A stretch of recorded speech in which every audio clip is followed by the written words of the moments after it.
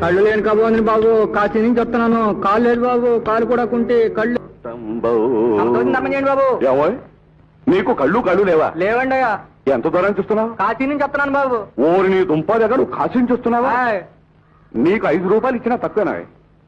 కానీ రొంటిని 5 పైసలు ఉన్నాయి. అది నీ అదృష్టం. తాను దేవుడు తనగా కాపాడాలి బాబు.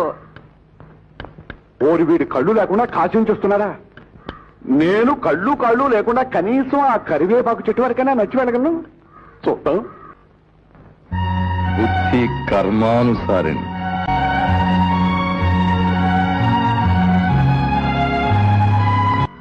చాలా కష్టమే. సాంబయ్య, ఏమిటి స్వామి ఇక్కడ ఉన్నారు? అటు చూడు. ఏమిటి స్వామి అది? నీకోసమే వేశానయ్యా, డబ్బు మూట.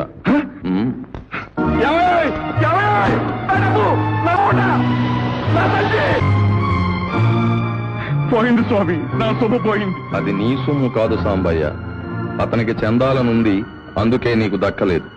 దీన్నే ప్రాప్తం అంటారు. ప్రాప్తం కాదు స్వామి, ఇదంతా నా ప్రారంభం.